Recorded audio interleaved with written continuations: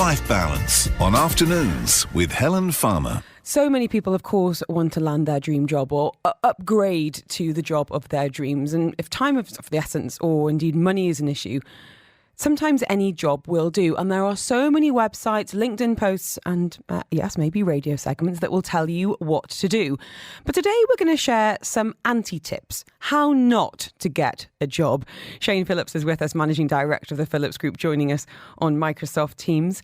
He's come up with a list of things you shouldn't ever do if you want to land that position. Shane, how are you? I'm great. Thank you so much for having me. It's always a pleasure. I am so happy you're here, and I'm so curious about some of the things on your list. We've also had a number of messages and voice notes about some job fails and things that haven't worked out so well in the past. Shane, what was your first job and how did you land it? My first job, okay, I wasn't ready for that one, but I was a Dickie D ice cream salesman. Oh. So when you have the little bicycle selling the ice cream, of course, before that, I did have a paper route. So I guess paper route was my first one. And then the actual real job, I was selling ice cream at, I think I was 12 or 13 years old when I got that. I lied about my age. I shouldn't be admitting that on the radio, I guess, to get that job. I'm sure so all is forgiven. Don't lie in the interview process. Yeah, we're going to come to that very, very soon. Let's get started with this list, because you came up with this because of things that you don't want to do. Why come up with the anti-list? Well, I'm big on do not do lists, actually. And I think executives, rather than make a to-do list, you might be better off making a do not do list. So, if you're overly assertive, maybe make a note, don't do that today. If you're a little bit emotionally volatile, make a list, do not lose your temper today. Do not send a bad email today. And if that to-do list, that two do not do lists can actually keep you out of more trouble. Mm-hmm. And a lot of success is just keeping your nose clean and not getting into those scrapes and locking horns with people is a big part of a success story. Now, let's talk about the spaghetti offence, because I find this fascinating. Can you explain the spaghetti analogy, Shane? So the spaghetti offense is something I didn't know what it was either, but basically when people throw spaghetti at the wall, some of the noodles invariably stick on the wall. Okay. So people say that's a spaghetti offense. You just try everything, the whole kit and caboodle, throw the kitchen sink at it and see what sticks. And a lot of people, manage their lives like that. So it starts in high school when they start to pick their university. They don't really know. They just apply to 20, 30 universities and see what they get into. Versus people who say, look, I really want to be a strategy consultant. So I want to get an undergrad in engineering and I want to get an MBA and I'm going to go to one of these 5 schools. Or I want to, be a physicist. So I'm going to study physics at Imperial College in London. You really want to start to be specific about what you want to do. And as you get older, it becomes more impactful. So you probably, if you're in your 40s and 50s, don't want to be switching industries and be flip-flopping around in terms of who you want to be when you grow up. So this is to do with kind of strategy over scattergun, because presumably if you are applying to hundreds of jobs across all sorts of different disciplines and industries, if someone gives you a call, you might not even know what job they're talking about. Well, yeah, so we set up this site candidate care program with Bupa Arabia, where everybody who applies to Bupa gets a free career course, a free ebook, a free CV template, and a free career coach. So we call them up and we say, hey, well, thanks for applying to Bupa Arabia. And what job was it that you were looking at? Just as we're trying to have a nice conversation with the people, and every single person we called, they were just totally lost. And they said, I don't know what job I applied to. I just applied to a bunch of jobs online. Which company is this, by the way? And so right away, you kind of start to lose your enthusiasm for the candidate if they don't even know what they're applying to, right? Life Balance on Afternoons with Helen Farmer. Shane Phillips is with us, the Managing Director of the Phillips Group. He's come up with a list of things you shouldn't ever do if you want to land that dream position. We've talked about avoiding that spaghetti offence. So basically the scattergun approach of applying to 100 jobs with no real strategy there.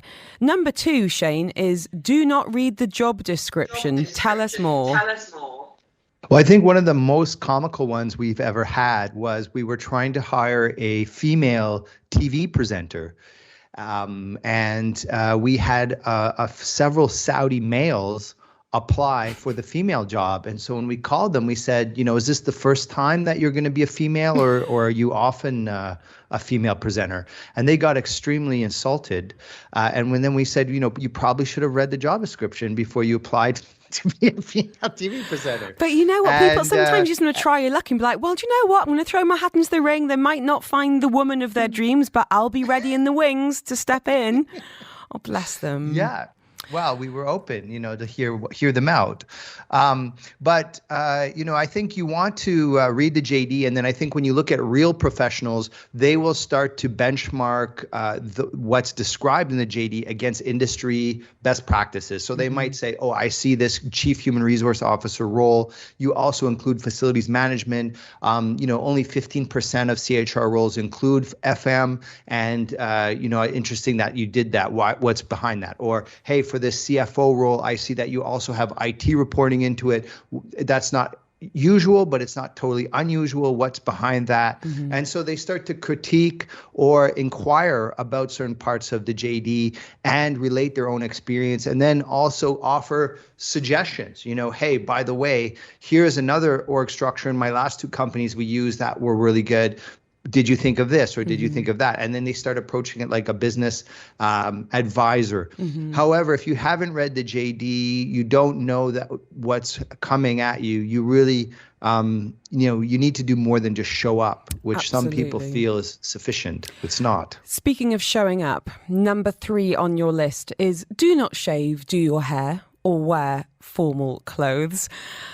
Oh, it's a very tricky one, to be honest. That kind of... No, I'm not saying personal grooming, because I'm a firm believer, and I say this as someone who loves dry shampoo.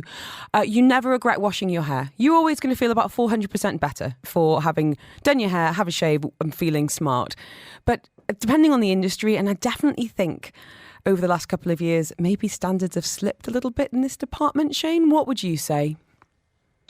Well, it is a bit of a different world post-COVID, where people really are showing up to interviews in their T-shirts. They're interviewing from their living rooms.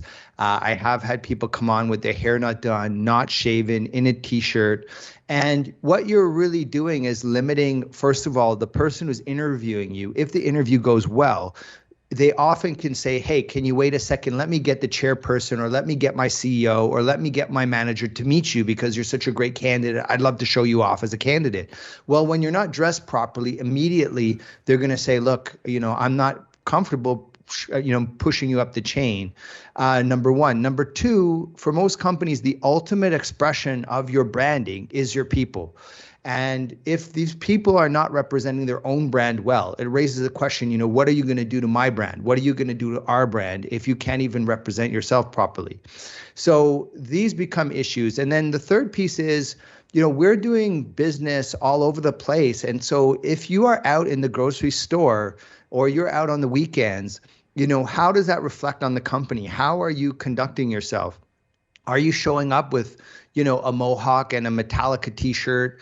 Well, that might be fine for a brand like Harley Davidson, but it might be uncomfortable for a brand like McKinsey or something that's a bit more buttoned down. So you really want to make sure your branding fits the company's branding. And I would take in-house interviews with a business formal. Mm-hmm. Show up even though you're at home. Put your suit and tie on. I know a lot of people aren't wearing ties, but it's way better to be overdressed than underdressed and saying, oh, I should have had a tie on for that meeting. Guy, you're never really going to get penalized too badly for having a tie on. You're wearing a lovely one now, sir. Thank you. Thank you for being in business attire for our appointment this afternoon. We're going to talk about personal branding after past, especially when it comes to social media. But we've seen examples in the past of companies saying to their employees, especially maybe perhaps the more child-friendly companies, saying, we don't want you to be a smoker in your own time.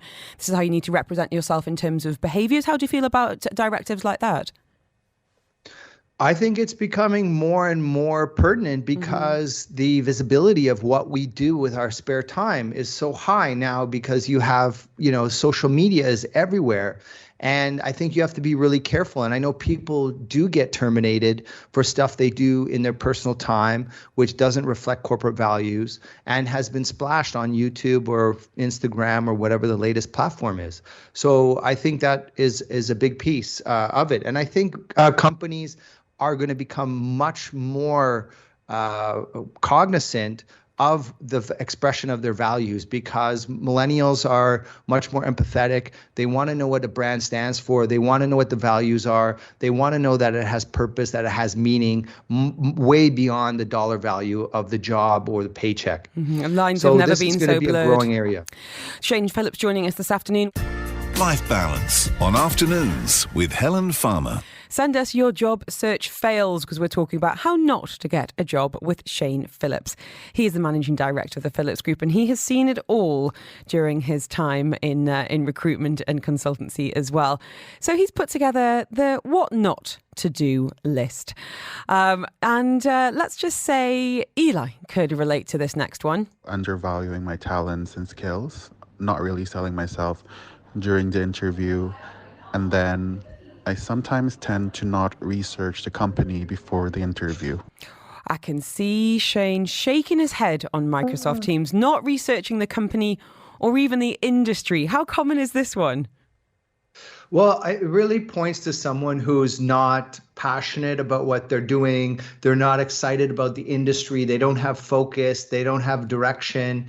And it's business 101 that you want to do a competitor regression analysis if you want to be in a particular industry.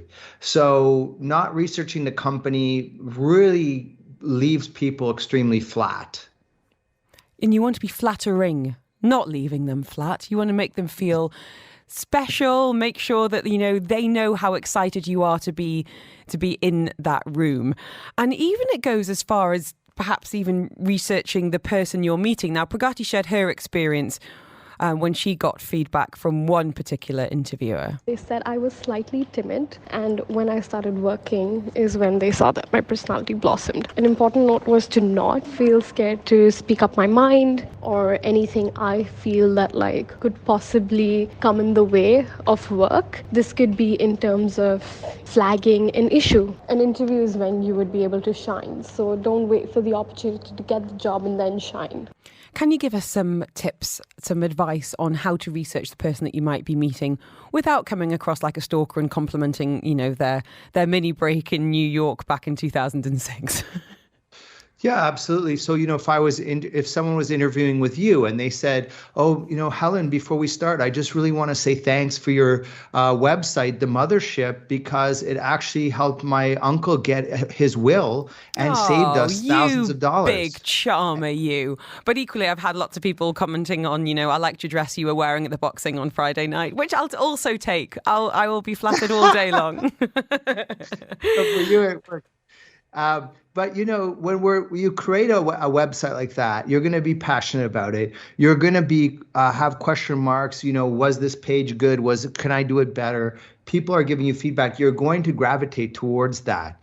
And so that's number one. And the key lodestar that you want to start putting across is, you know, we're tribal by nature as human beings. So you have an us versus them. And so when someone you don't know comes into an interview, they're on the them side of the fence. And so during the research, you want to say, oh, by the way, I saw you worked at Motivate Publishing. You know, Ian Fairservice is a good friend of mine. And by the way, you know, you worked at this company and these three people are good friends of mine. And so you start to identify to say, oh, this person's really part of my group. They're part of my tribe. They know the people that I know. I can be comfortable with them. They like the things that I like. They have the same values as I have. And that warms up the discussion. On the other side, it can also happen that you get identified as being part of the them group, and it can be negative because every high school has a rival high school. Every city has a rival city. Every country has its country that, you know, doesn't necessarily get along with that well. So we can be antagonistical by nature. We're also very loyal by nature. So you want to make sure that this psychology is playing to your favor. And, you know, when you come to the table and you haven't researched the person, you haven't researched the company, you don't know that much about what's happening, you really are pegging yourself as an outsider. And that is not going to do you any favors in a selection process. Number 6 on your list, guaranteed to not make you any friends. Do not make sexist comments when speaking to the interviewer. I'm kind of surprised this is on the list because it points to the fact that this has been done in the past. Why did you feel like this was one? Because surely this is an obvious, do not do. You would think so. But unfortunately, it does happen. And I think it happens to both sexes. I don't think it's only a one-sided affair, no pun intended. But it will not do you any good unless, it's love at first sight and you and the interviewer are, soulmates. And, after the interview, you're going to go, skipping off into the sunset. Okay. Which probably won't happen. It would probably result in you being disqualified, if not getting a criminal charge, which does happen as well. Because I have several group CHROs who, they have filed charges. So you have to be very careful what you say and how you talk to people, definitely in the interview. So I've had several as well. My colleagues have actually had people flirt with them in the interviews as well. It's not professional. And we also have to say, okay, in the interview, you're supposed to be putting your best foot forward. Mm-hmm. And this is you with your best foot forward. Imagine what you're like when you're totally unleashed, or like that other lady said, it took me time for my personality to blossom. Well, when you blossom, what's going to happen? Well, I don't know if we want to see that. Mm-hmm. Funny you should say that. I've heard anecdotally about someone who felt so comfortable in an interview that they swore. And I'm thinking, there's one thing to say, I'm trying to create a bit of banter with somebody. I want them to see that I'm, so-called good fun. But how unprofessional. And then they seem shocked that this was a reason they didn't get the job. Well, yeah, and there's obviously probably, in my perspective, more going on in that conversation. So the use of colloquial slang or swear words is also a show of power. So sometimes someone can be in a meeting and they might use a swear word which says, I'm more senior to you, I can swear and you can't. And you can see this behavior when you have a group of 6, 7, 8 people together. Sometimes you'll watch the most senior or most powerful person indulge in casual behavior, casual wear, colloquial terms, or swear words, which is subtly saying or subconsciously saying, I'm the alpha in this meeting. And so maybe he was, or she, whoever did it, was trying to compensate for a lack of feeling of power or trying to assert their dominance, and it blew up in their face. Yeah. The other thing you can see is when these people shake hands, they will often tilt their palm to the ground, which is what the queen does. When the queen shakes your hand, her palm is all the way to the ground. Now, if someone is more submissive, they'll put their palm up to the sky. So, how is that person shaking their hand? Are they shaking their hand palm down? Are they using swear words? Are they using colloquial words? This is all indication that they're going to try to be domineering. They could be extremely aggressive. And so while he's saying, it was just an innocent thing, I don't buy that story at all. There was a lot more going on with that candidate. Had one here saying, I'd love some tips for stay-at-home mothers that want to restart their careers. We'll come to that very, very soon. We're working through his list now of what not to do. Now, Vince is a general manager at a company, and he had one interview that he really disliked. Here he is. After a failed interview, the applicant said, oh, by the way, my mom's friends with the owner. And I was like, that may be more reason for me not to hire you, because every time you fail, you're going to use that card. Ooh, so dropping names for a bit of Worcester. Does that work in your experience? It doesn't sound like it in this situation.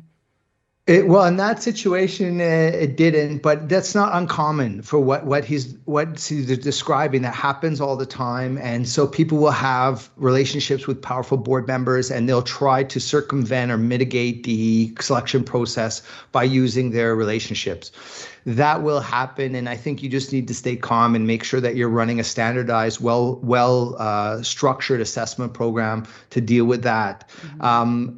On the flip side, it can definitely help. If you're going for a technology interview and you're the nephew of Steve Jobs, I mean, that I would be interested. So probably you're going to have some technical ability. I don't know if it's genetically encoded in you or what, but it can definitely help, depending who it is. The military, for example, is notorious for really giving preference to people that have fathers and mothers who have lineage into the military industry.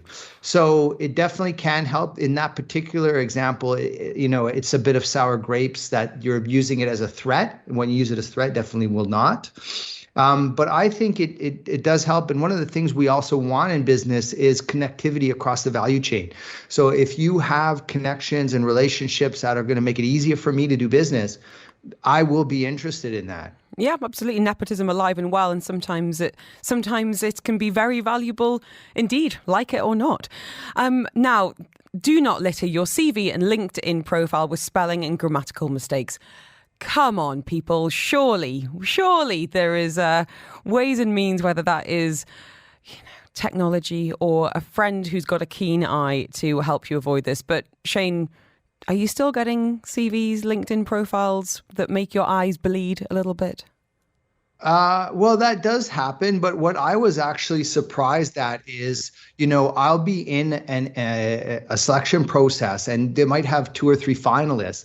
And some of the board members will pull up websites, blogs that the candidate has done on their personal time, casual time, that are not necessarily work related and that had grammatical errors in it. And they use that as evidence to say, hey, this person does not have good communication skills. They do not have a business use of the language. They should be disqualified. And I've actually seen people disqualified because of personal social media posts that were full of grammatical errors that they use as a reflection of their use of language.